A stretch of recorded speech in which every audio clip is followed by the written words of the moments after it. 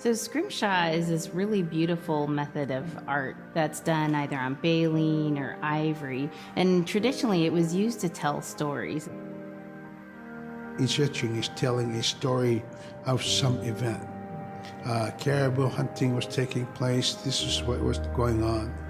War began around this time, and so it sort of gives you a timeline of history through etching. An elder or the person who carved it would literally be able to read the scrimshaw story. They're like reading a book, in a way. A lot of the storytelling traditions would be things that after the storytelling was done, we'd just rely on the next person telling it.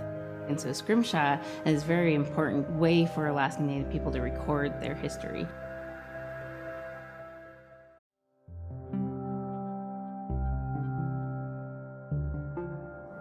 When I was growing up, my grandpa had a pet white fox.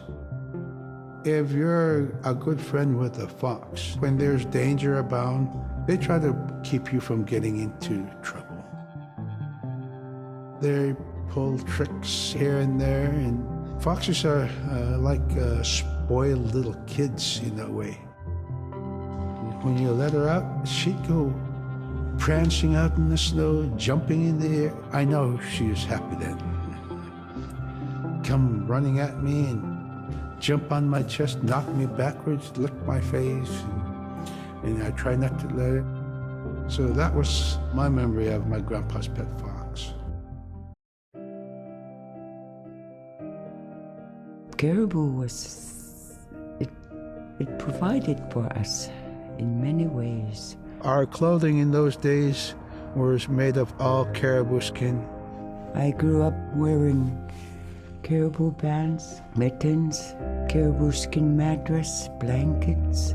Some people had boots that were made with wolf leggings, sealskin sole bottoms.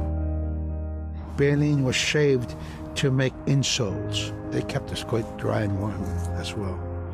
But the caribou skin clothing was the best. We would get as many yearlings as we could for our outer clothing. And for a heavy winter, we would get caribou in February or March because the hair was the longest and the skin was the thickest, and we would use those for our winter gear. With that stuff on, you could sleep outside in 50 below and it wouldn't bother you a bit.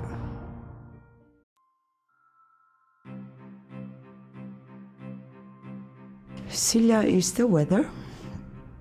It also means the atmosphere. Here's the nuna, or the land, and it's anything from the land into the moon, the sun, the stars. That's Silla.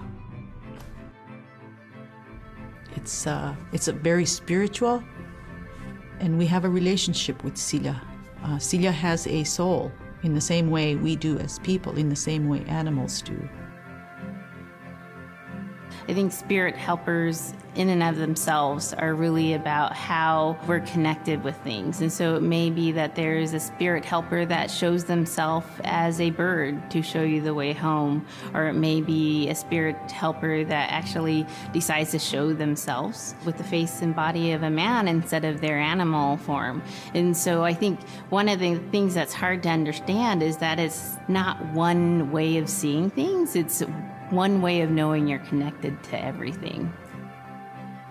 We've always had that spirituality of everything around us. It's the interaction you have with the air you breathe, the ocean that you gather resources from, the rivers from which you gather fish, the tundra from which you pick berries, the animals that give themselves. It's all of that.